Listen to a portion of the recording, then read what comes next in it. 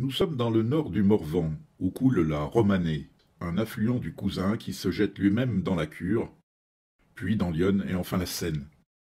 La région abrite également de nombreux étangs et lacs qui forgent son paysage attachant. Ces plans d'eau de taille variable ont été construits à l'origine pour répondre à des besoins de pisciculture, de flottage du bois, de moulins. Depuis des siècles, ils permettent aussi la présence d'usines de production hydroélectrique. Discrètement, ils épurent certains polluants déversés dans nos rivières. L'étang de Bussière est un plan d'eau fondé en titre, c'est-à-dire datant de l'Ancien Régime. Il est présent depuis au moins le XVIIIe siècle.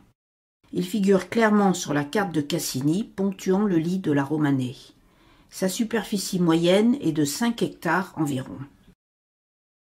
La route départementale D460, reliant Rouvray à Bussière, traverse l'étang en son milieu. Elle l'enjambe par un pont étroit sous lequel l'eau coule normalement en permanence.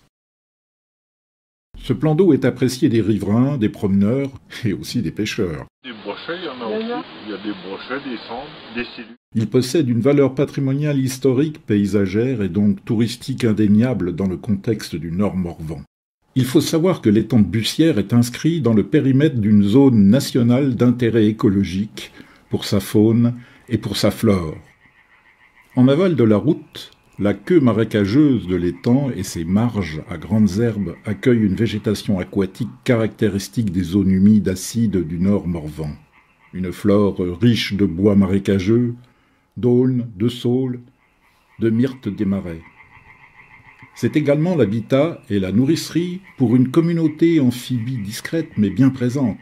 Le crapaud à coucheur, la rainette verte, la grenouille agile y ont trouvé leur place, eux-mêmes attirant hérons et aigrettes. Mais tout cela vient d'être mis à mal.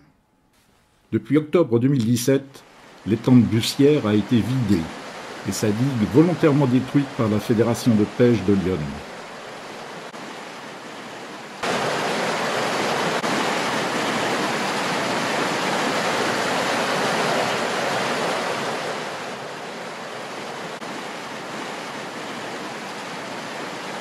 Cela s'est fait en 2 temps.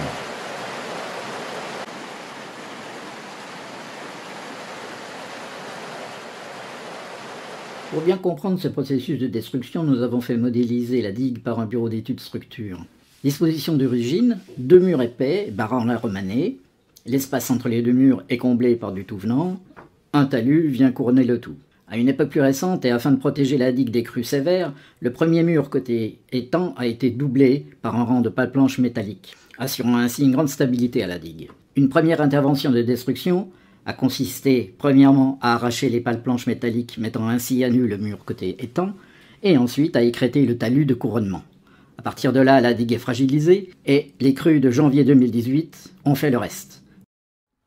Cette destruction s'est opérée sans aucune annonce officielle, sans concertation avec les riverains, sans étude d'impact environnemental et sans autorisation préfectorale. Pourtant, les conséquences ne sont pas anodines. Toutes les marges humides de l'étang sont asséchées. 1000 mètres de profil en long et 100 mètres de profil en travers sont impactés. Le charriage important et brutal des sédiments déversés en aval s'est déroulé en pleine période de reproduction de la truite. Un comble pour une fédération de pêche.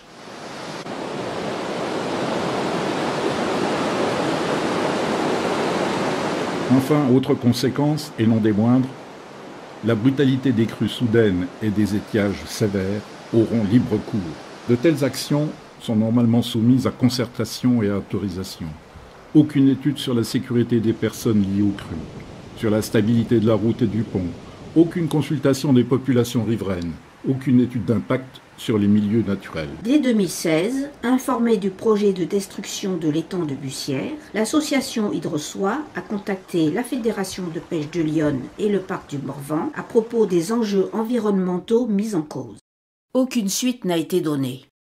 Fin 2017, Hydrosoie exprime son incompréhension à la préfecture et à la police de l'eau, suite aux premières mesures de vidage et de destruction des vannes. Aucune suite n'a été donnée. En 2017 encore, l'association Hydrosoie saisit l'Agence française pour la biodiversité en sollicitant son expertise pour évaluer les milieux naturels de l'étang et ses marges humides. Aucune suite n'a été donnée. 2018. Face à cette indifférence, à cette opacité, l'association Hydroxois est contrainte de porter plainte contre la Fédération de pêche de Lyon pour destruction non autorisée d'ouvrages hydrauliques et de zones humides.